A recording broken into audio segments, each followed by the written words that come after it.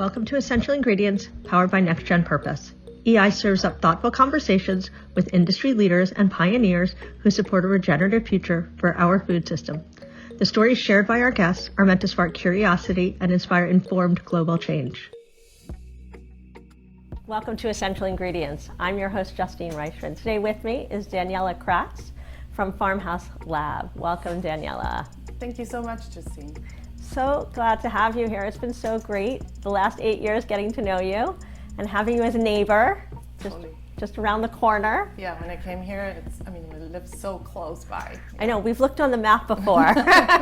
Was it as short as we thought? Yeah, we'll definitely have to take the dogs on a walk soon. I know, we definitely have to. But I'm really excited for our viewers and our listeners to get to know a little bit about you and learn a little bit about what you've been building these last few years, because I've been watching it, I've been eating it and tasting it and just loving it. So, thank you so much. I think it's time that we let the viewers and our listeners learn a little bit more about Farmhouse Lab. Well, it's such an honor to be here, Justine. Thank you so much. Well, it's a pleasure to have you here. So if you would, just let everybody know, what is Farmhouse Lab? Yeah. I started Farmhouse Lab in 2016 after finishing my career in corporate. It is really the combination, full circle, of my passion, my professional expertise, and the desire to build something from the ground. I always was really fascinated about food that's delicious in the first place. So I'm a foodie in the first place. But I love when food has a function. I'm really, really fascinated about when produce is fresh, delicious, and is good for your health. And that's why I became very, very interested in my late 20s with the science of Ayurveda, which is a holistic science similar to traditional Chinese medicine. They're like both around 5,000 years old, and just have lasting wisdom about food that we can incorporate into our daily life to improve our health and to prevent disease to a certain extent, at least. I couldn't agree more. I mean, I have been a foodie my whole life. Yes. I love food since I think I was 2. Mm-hmm. I was telling my parents what I wanted to eat, how I wanted to eat it, and where we should go eat. Yeah. Very picky. And the quality was so important. I knew what I liked and what didn't taste good and how it made me feel. And I think I learned that from my mother, actually. And that is huge. I do want to talk more about that later. But what a wonderful gift of your mom to teach you that at an early age. I sure have done a lot of diet mistakes when I was young. I remember as a teenager I was eating chocolate in tons and masses, and I have a teenager now at home, and so trying not to be too strict about that, because I think the truth is balance as in everything. But circling back to Farmhouse Lab first is also why I came up with the name. I think says a lot about what Farmhouse Lab is. I grew up in Germany. I came to the United States at age 29, and really influenced by the cooking of my grandmother and my mother, and doing things from scratch and slow food, while also, my mom was busy and working full time, and learning like to work with limitations that we have. But Farmhouse, because I'm a big advocate of slow food and doing cooking from scratch, making food from scratch. Less is more. Simplicity, but high quality. And then the lab, because I like to experiment with food, and I want people, friends, family who gather at my table to have fun with food. And that's why I think I came up with sauces, because you can blend a variety of ingredients. And what I do is I blend a variety of high quality oils with vinegars and artisan ingredients. And it's a very fun work to do, and I get to support other makers that make products that I can include in my dressings. Yeah, I mean, your dressings are amazing, and I also follow you on Instagram and all your socials, and I look at the beautiful salads that you make. Thank you. Oh my God, I want to copy them. The colors, they're vibrant, and I'm sure that that's a lot to do with the fact that you use local ingredients, what's ripe and what you're picking today, because it's in season. And I'm sure that's thoughtfully done, but they are beautiful. And your dressings, again here, sunny avocado, one of my favorites in our household, we use quite often. So tell me a little bit about the choices you've made to create some of those salad dressings. Yeah, so that happened really quickly because I always like a variety of flavors in my house. I also believe, like what you just said, that we eat with our eyes, with other senses, and food that looks beautiful is more appealing, and then eventually gets assimilated better by our bodies, especially if you do have a connection. So the first start of making a beautiful salad is indeed going to a farmer's market, if you can, or get some farm fresh produce. And nature makes these things already beautiful, and I mentioned simplicity. If you cut it in a certain way, it doesn't need to be super fine and super detailed, but if you present the produce in a certain way, and that can be done in a very quick fashion, then you already have the foundation of a beautiful salad. The foundation of all of my dressings is an extra virgin olive oil from California, because I live in California, and locality is very important for me when it comes to food, next to seasonality. So the foundation is an extra virgin organic California olive oil from a family farm. And then I blend other amazing oils. Like green pumpkin is a good example, because I missed pumpkin seed oil on the American market. It's not easy to find, especially good quality, until I found this amazing grower that takes Austrian pumpkin seeds, plants it in Oregon organic soil, and makes an exceptional dark green, high quality pumpkin seed oil that in itself won a Good Food Award. Wow.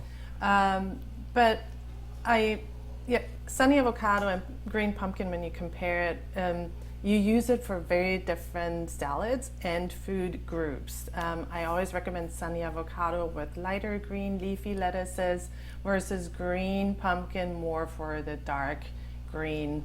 Kale or something? Kale, exactly. I like green pumpkin with nuts, with cheeses if you do dairy.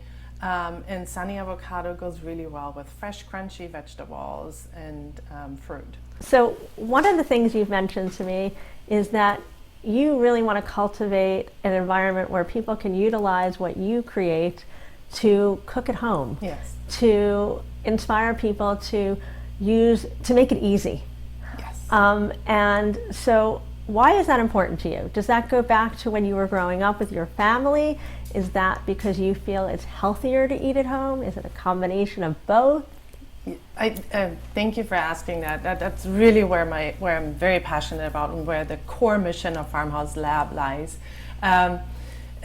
Food is so much more than just the food itself. You can eat a healthy carrot, but it doesn't do any good to you if you do not have like an oil or a vinegar that helps you assimilate it. You can also, the carrot is also more healthy if you enjoy it in community.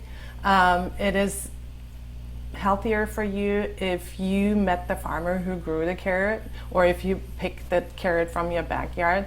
It is also better for you if you cook in your kitchen with family or by yourself, in a mindful, calming, relaxing, inspiring environment. The carrot, the simple carrot, can be a nourishing meal if you combine all of those facets and not just having a raw carrot by yourself. And that's what I want to instill with Farmhouse Lab is the ease of application of using produce, making it more digestible, enjoyable, flavorful, but also the lifestyle aspect is that I think with the growing takeaway and packaged food market, I want to set an antidote, and we all need this in our lifestyle, and I'm definitely ordering takeout myself. But it's so important to have an antidote that shows us how beautiful it can be to make food at home and how actually joyful and easy it can also be. Because in the end, this will be healthier for us, but also for the planet. I couldn't agree more. I mean, preparing a meal, there's joy in that. Understanding where your food came from, there's joy in that. It's also healthier, because so often when we go to a restaurant, we don't know what kind of oils they're using, whether they're sunflower, safflower, canola, whatever. And what are the odds you're going to ask them where their oil is from? And I think when we do takeout, often it's in front of a television or it's around a coffee table. It's not communing around a table and having conversation. Yeah. And I think part of making that meal healthy and joyful is the community you bring together, and that cooking in the kitchen and preparing together. Yes.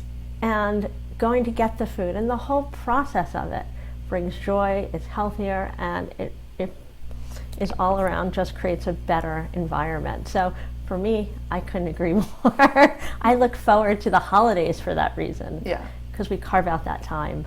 The holidays, but also everyday life. Because like just one example, it's like two kids, 14 and 9.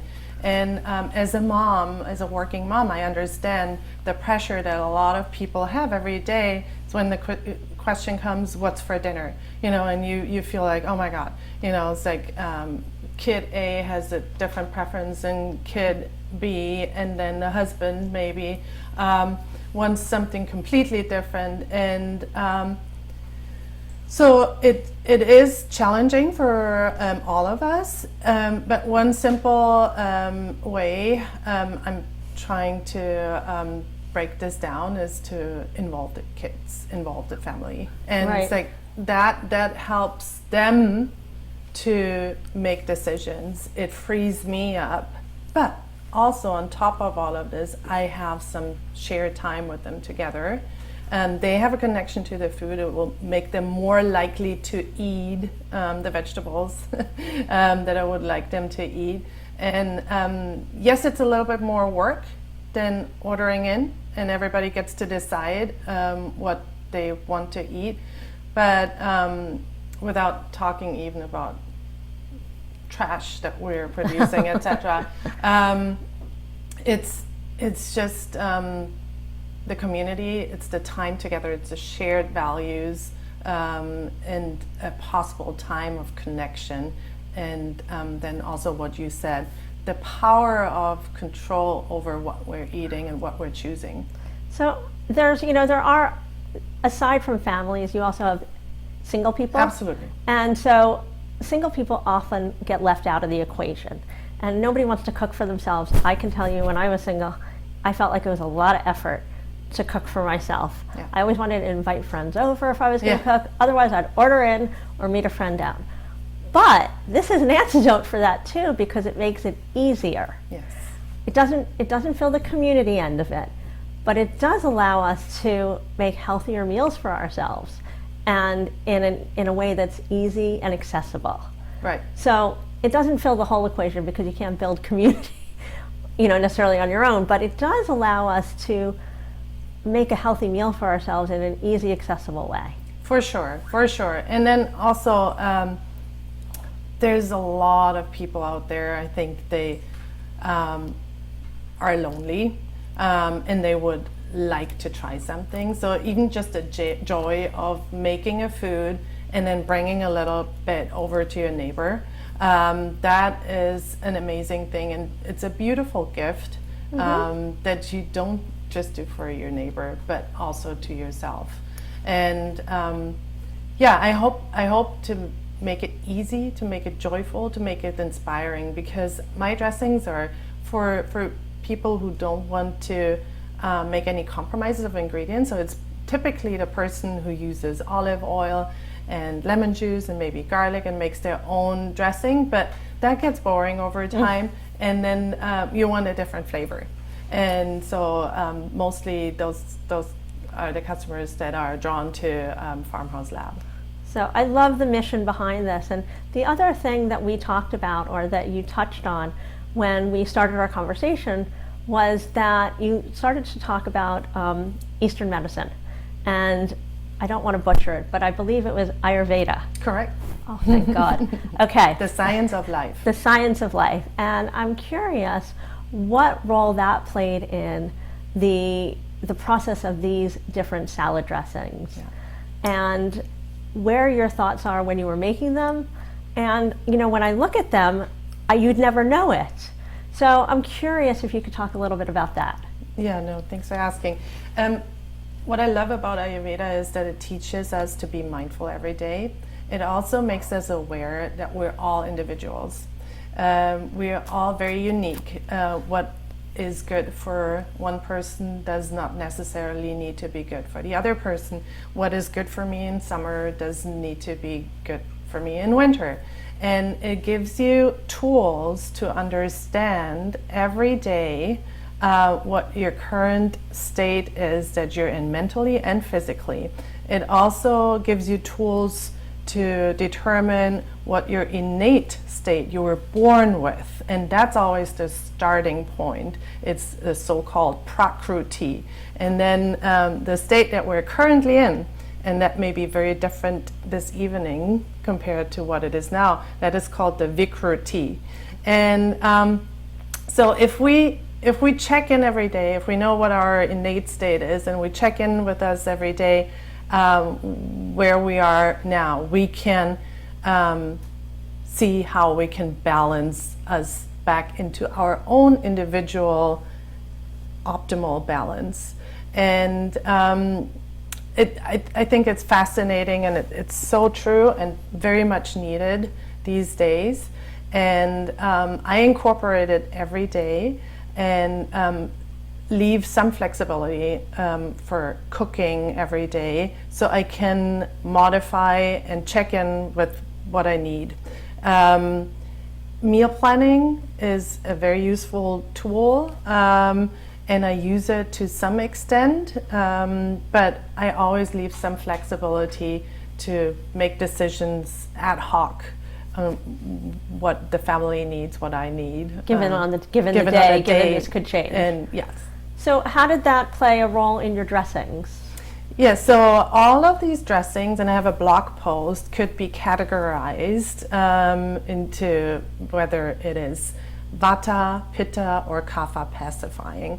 Vata pacifying would be, so Vata is the energy of air and space, and so it has naturally very light qualities, and in balance, it sparks a lot of creativity and flexibility. But if it's out of balance, people tend to feel frazzled, and then they need to have more grounding, and so they need to balance it with earth energy. So if you take my sunny avocado dressing, it has very light qualities. It's great to counteract heaviness, sluggishness, versus green pumpkin has a lot of earth elements and is great to counteract the vata aggravation that I just described if you want to feel more grounded. And then also, it's of course important what you're combining it with. Some of my Instagram posts already contain recommendations, like I made a sweet potato recipe using green pumpkin and explained how this can be very grounding and beneficial for you on a windy day where there's a lot of air energy and you feel very frazzled. And then red sunflower is our spicy dressing, so it has a lot of natural pitta qualities, and you can use that if you feel low energy, if you're feeling a little lethargic, and you combine it with one thing that comes to mind with the red cabbage, for instance, and I just posted a recipe on that. So check out my blog post if you're interested, and see how each dressing can be categorized. And in the future, I do want to talk more about how you feel on a certain day and what you can cook. I'd love that. And I'm curious, so I know that you guys have the dressings and I know you have the salt. Yes. Will we be seeing more products and more SKUs from you in the future? Yes, that's a dream. We love dreams. It's good to dream. Yes. So Farmhouse Lab, because I had the opportunity to talk about my mission today, Farmhouse Lab can be everything that helps us make food with more joy at home every day. And I have number of ideas, starting from different flavors that I would like to introduce, dressings, but also seed mixes, superfood powder mixes. I have a salt, but maybe I'm thinking about also adding a pepper, and many other things, including lifestyle products and decorative items for table settings. Okay, well, I'm very glad that you shared that with me. I'm super happy to be able to bring this to our community, and we look forward to having you here again soon and following you and your Farmhouse Lab to see where things go. Thank you so much for having me, and also thank you for everything you do with Next Gen Purpose. It's great to follow all the podcasts that you're doing and the interviews. It's very important. Oh, thank you. Well, it's been great watching you. We've been growing together these last few years. Sure. So thank you, Daniela. Looking forward to more. To learn more about these episodes and access show notes, go to nextgenpurpose.com and choose podcast. If you like this episode, head to Apple Podcasts or your favorite platform to subscribe and leave us a review. Visit the Next Gen Purpose YouTube channel to subscribe to our EI videocast and give this episode a like while you're there. Follow us on Instagram and LinkedIn at Next Gen Purpose, and connect with me on LinkedIn or Instagram at Justine_Reichman. Thanks for joining us.